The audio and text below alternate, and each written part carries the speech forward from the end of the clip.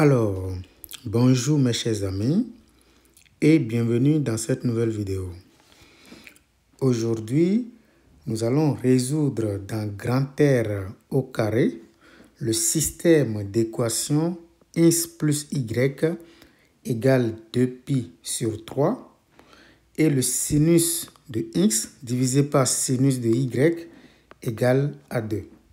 Donc, c'est un exercice très intéressant, surtout pour les apprenants, bien entendu.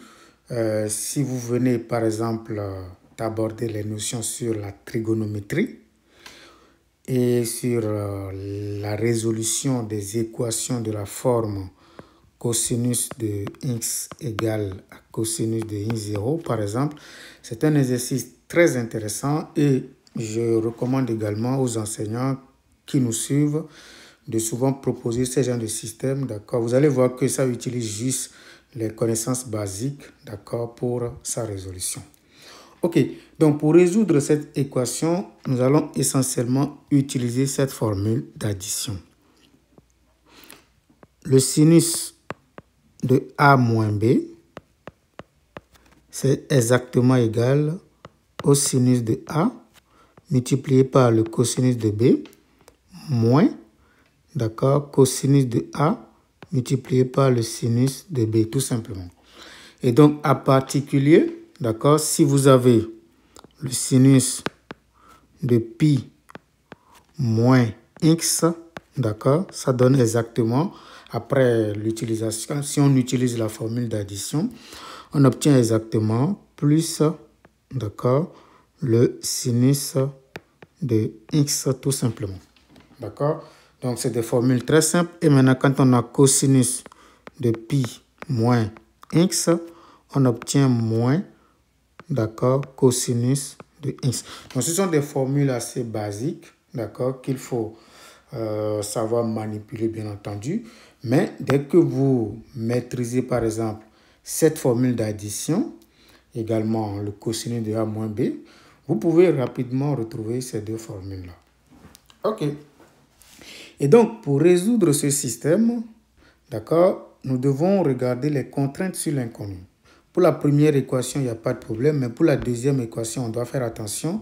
Il faudrait que le sinus de y soit différent de 0. Sinon, on aurait un nombre divisé par 0, d'accord, qui n'est pas défini.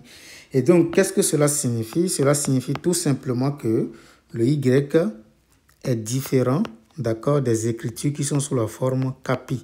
Donc, le y ne doit pas être sous la forme capi, tout simplement, pour tout cas élément de z. Maintenant, nous allons commencer par résoudre maintenant le système, tout simplement. Donc, quand je prends le système, d'accord, le système est équivalent à, donc je vais isoler le y ici. Ça voudra dire que le y est égal à 2pi sur 3 moins x.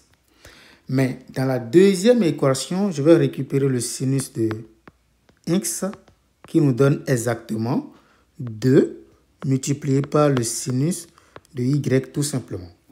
Mais quand on regarde la deuxième équation, qui est le sinus de x égale à 2 sinus de y, on peut maintenant remplacer le y par sa valeur. Et donc, on obtient 2 sinus de, en parenthèse, ça fait 2pi sur 3 moins tout simplement x. Mais vous voyez ici que nous avons ici le sinus de 2pi sur 3 moins x tout simplement. Donc ça ressemble, c'est sous la forme de sinus de A moins B, ici. Donc on va utiliser la toute première formule qui nous dit tout simplement que tout ceci nous donne 2, donc facteur de, donc ça fait le sinus de A. Le A ici c'est 2pi sur 3. Cosinus de B, le B ici c'est x, moins le cosinus de A maintenant, donc cosinus de 2pi sur 3, sinus de A et sinus de B, pardon, qui n'est rien d'autre que x. Donc notre objectif, c'est d'aller calculer tout simplement ceci et ceci. Donc, je vais dire que sinus de 2pi sur 3, ça fait exactement le sinus. Donc, quand on regarde 2pi sur 3, quand on fait plus pi sur 3, on obtient pi. Donc, 2pi sur 3, ce n'est rien d'autre que pi moins. Donc, je l'écris sous la forme pi moins un angle. Donc, ça va être pi moins pi sur 3, tout simplement. D'accord? Et donc, en appliquant la deuxième formule ici, ça donne plus sinus de x. Donc, ici, ça donne exactement plus sinus. Donc, nous avons déjà le pi ici. Le x, c'est pi sur 3. Donc, ça va être plus sinus de pi sur 3. Mais c'est quoi exactement la valeur de sinus de pi sur 3? Sinus de pi sur 3, ça va être exactement la racine carrée de 3 divisé par 2. On va faire la même chose pour le cosinus de 2pi sur 3.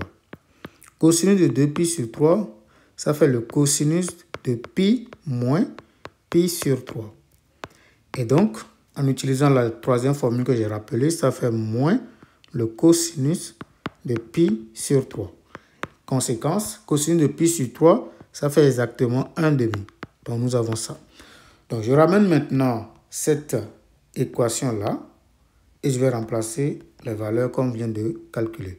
Donc, nous avons sinus maintenant de x égale à 2 sinus de y qui équivaut tout simplement à sinus de x égale 2 facteur 2.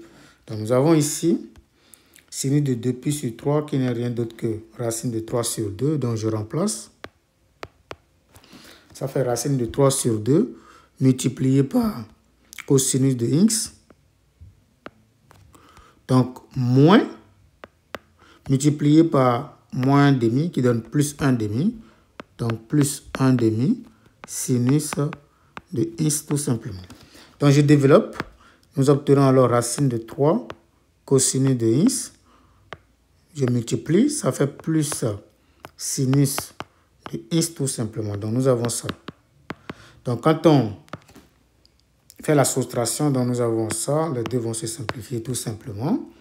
Et donc, nous obtenons 0 qui est égal à racine carrée de 3 fois le cosinus de x.